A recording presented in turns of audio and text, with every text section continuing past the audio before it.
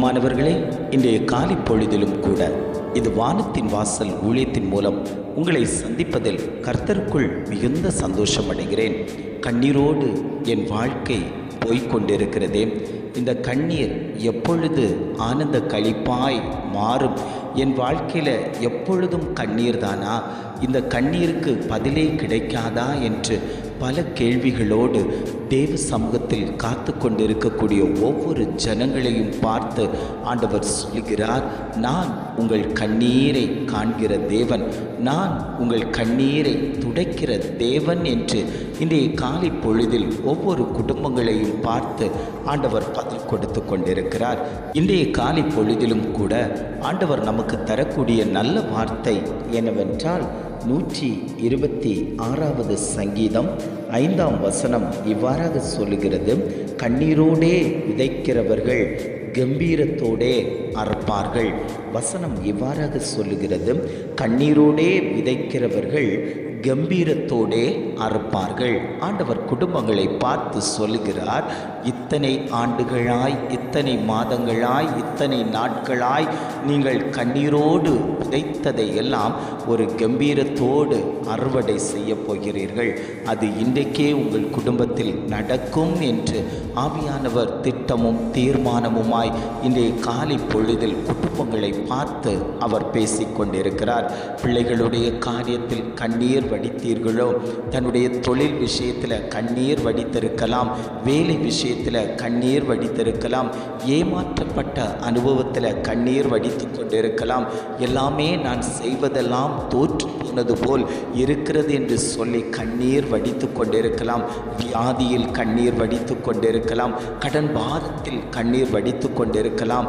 எவைகளில் கண்ணீர் வடித்து கொண்டிருக்கிறீர்களோ அந்த கண்ணீருக்குண்டான பலனை நான் தருவதற்கு உள்ளவராய் இருக்கிறேன் என்று ஆவியானவர் ஒவ்வொரு குடும்பங்களையும் பார்த்து அவர் பேசிக்கொண்டிருக்கிறார்.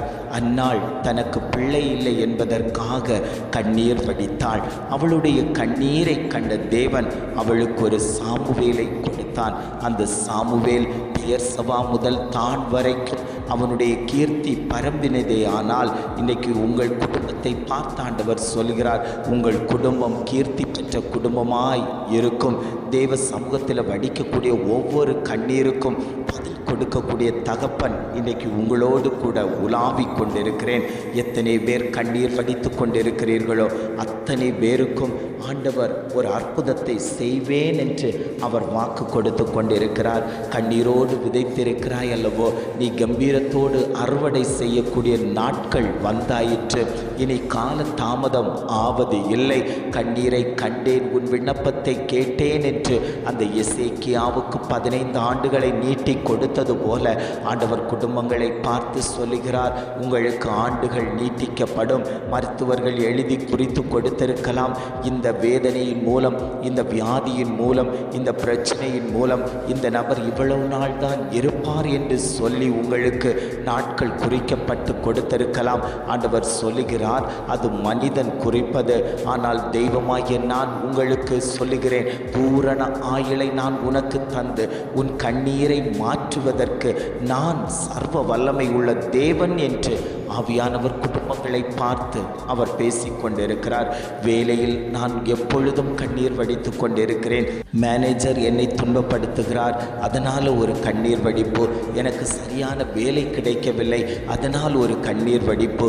தொழிலில் எப்பொழுதும் நஷ்டம், ஒரு லாபத்தையே எதிர்நோக்க முடியவில்லை, அதனால் ஒரு கண்ணீர் வடிப்பு. இப்படி பல காரியங்களில் கண்ணீர் வடித்து கொண்டிருக்கிறீர்கள் அல்லவோ?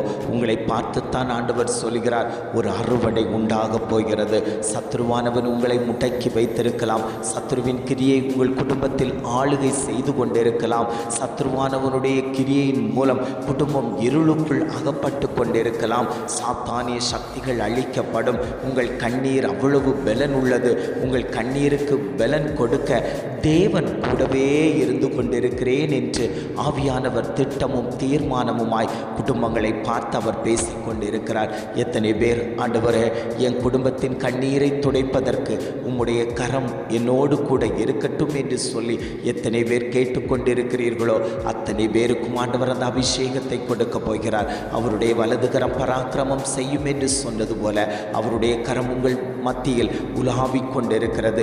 எத்தனை பேர் பிடிக்க வாஞ்சை உள்ளவர்களாய், விருப்பம் உள்ளவர்களாய், ஆசை உள்ளவர்களாய் இருக்கிறீர்களோ அத்தனை பேருக்கும் ஆண்டவர் அற்புதத்தை செய்வேன் என்று அவர் வாக்கு கொடுத்து கொண்டிருக்கிறார். ஜெபிக்கலாமா?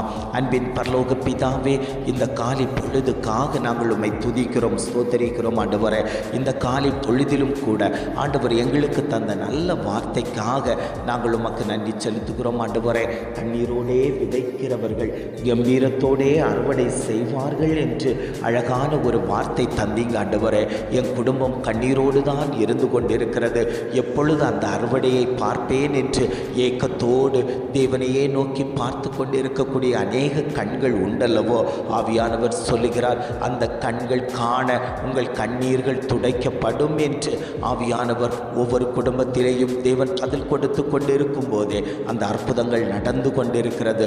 அதற்காக நாங்கள் ஜெபிக்கிறோம். ஆண்டவரே, அந்த அற்புதங்கள் நடக்கட்டும், எங்கள் குடும்பத்தில் அந்த கரம் வைக்கப்படட்டும். இனி நாங்கள் கண்ணீரோடு இருப்பதற்கல்ல, கவலையோடு துவண்டு போய் இருப்பதற்கல்ல, தேவன் எங்களை கண்ணீர் துடைத்து எங்களை மேன்மைப்படுத்தும்படியாய் நாங்கள் ஜெபிக்கிறோம். ஆண்டவரை, கேட்டுக்கொண்டிருக்கக்கூடிய ஒவ்வொரு குடும்பங்களையும் தேவன் ஆசீர்வதிக்கும்படியாய் நாங்கள் ஜெபிக்கிறோம். எங்களை தாழ்த்தி தருகிறோம். துதி, கன, மகிமை எல்லாம் உமக்கே செலுத்துகிறோம். மீட்பர் இயேசுவின் மூலம் ஜெபம் கேளும் நல்ல பிதாவே. ஆமேன், ஆமேன்.